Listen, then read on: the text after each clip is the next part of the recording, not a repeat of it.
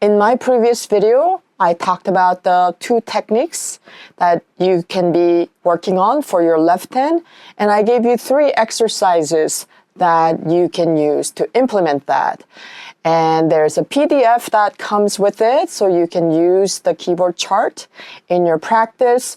If you didn't receive that, the link is down below in the description, so go ahead and get that, because you'll just know exactly what notes you're going to be playing and which finger numbers you will be using. So in today's video, I'm going to build on what I already talked about, using those 3 exercises to work on your left hand issues. And very quickly, I want to mention why we have issues with our left hand, regardless of whether you're a righty or lefty. It's because the piano as an instrument is right-hand biased, because our melody occurs in the higher register of the piano more often, majority of the times. And so left hand plays different kinds of things that may be chunkier and less dexterity. The other reason our left hand piano playing develops differently than the right hand is because oftentimes left hand follows the technique of the right hand in parallel motion, but our hands are not parallel, as I talked about. So we have to train our left hand to do different kind of technique. So Do Let Your Left Hand Know was the title of my last video.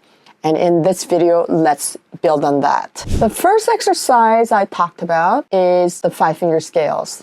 And I just talked about working on descending part of the 5-finger scales first, and then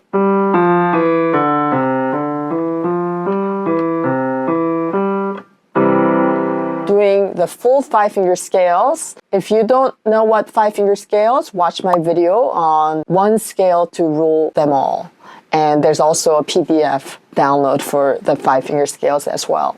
So I talked about how you should be practicing that.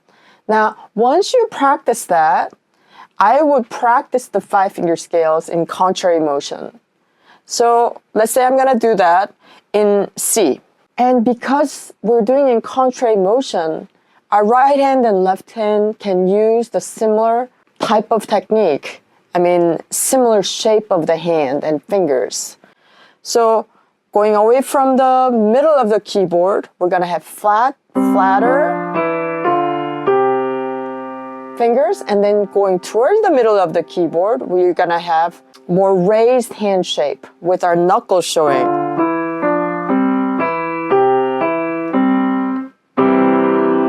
I'm going to demonstrate that in the key of D. So flatter, show your nails, and then show your knuckles. Nails, knuckles, and then your chord. That was the major chord. After that, you want to work on your parallel motion, because actually we do a lot of parallel motion in our passages. And now, so this is where the shape of the hand will change. We're going to go ascending first. So right hand is going to have flatter hand. Left hand is going to have rounder hand. And when we reach the top, we switch the shape. I'm exaggerating so you can really see what's going. If you can see my hand from my side camera, you can see that the hands move in more like a wave-like motion. Let me do that one more time. I'll do it in D. So here we go.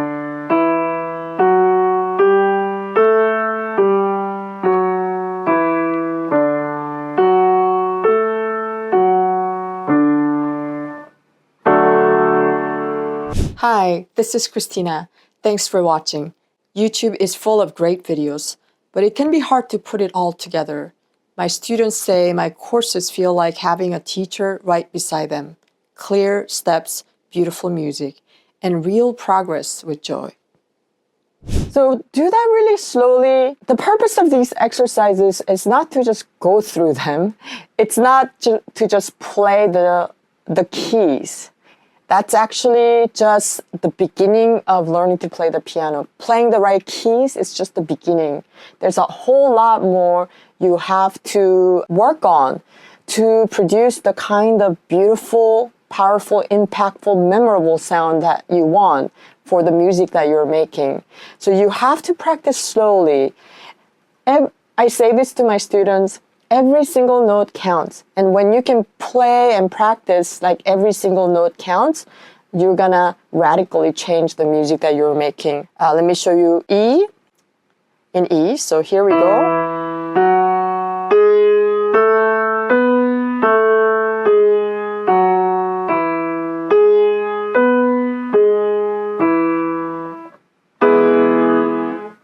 All right, after you do that, I would now work on the full scale in the same way. So in the first video, I gave you the finger numbers for the left hand, and we talked about going descending using the finger numbers 1, 2, 3, 1, 2, 3, 4, 5, which is the standard fingering for C, D, E, F, G, A scale for your left hand. The other keys have different finger numbers. So I would just start with this, okay? So after you learn that descending, again, I would work on the contrary motion. And for C, D, E, F, okay, actually F doesn't work. C, D, E, G, A, your right hand and left hand are gonna have exactly the same coordination of finger numbers and exactly same finger numbers. 1, 2, 3, 1, 2, 3, 4, 5. So starting from C, and again, we're going away from the middle, so it's gonna be a flatter shape. So 1, 2, 3, 1, 2, 3, 4, 5, and then lift. Again, 1, 2, 3, 1, 2, 3, 4, 5. And then D. 1, 2, 3, 1, 2, 3, 4, 5. And you see how I lift more raised and in a circular motion? Go ahead and practice that, because learning how to release our keys is another important thing. When we lift, we want to lift from the wrist and knuckles, not the fingernails. So when we lift, try not to do this. Okay, try to do more like this. After that, you can do outward and back to the middle of the keys using a rounder shape. So concept is same as 5-finger scales. And the third thing you're gonna do is to do parallel motion. So one of the things that we all practice when you get into piano is the parallel motion C scale, right? Now, when you play parallel motion C scale, a lot of times your left hand slips. And that's because oftentimes you're not using the right shape for your left hand. So again, just like we did for the 5-finger scales, my right hand is going up, okay? Well, I use the analogy away from the middle, but if I start from it's actually I'm lower than the middle. So if we're going to the right, okay, ascending, my hand is gonna be flatter, and my left hand is going towards the middle. So it's gonna be a rounder shape. So, and then going down, you change the shape. Feel free to just spread your hands apart to 2 octaves too. For technique practices, sometimes it's just easier to do it 2 octaves apart. So you're not stuck in one register when you do your technical exercises. You gotta find the right place for your body.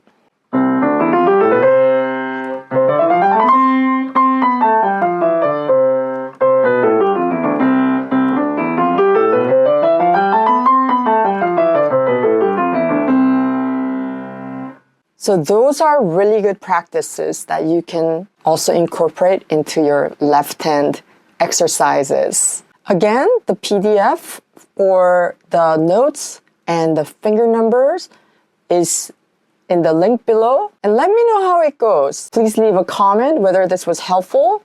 And after you try it, if you see a difference If it starts making more sense to you, I would love to hear it if it unlocked something for you. See you in another video soon. Take care.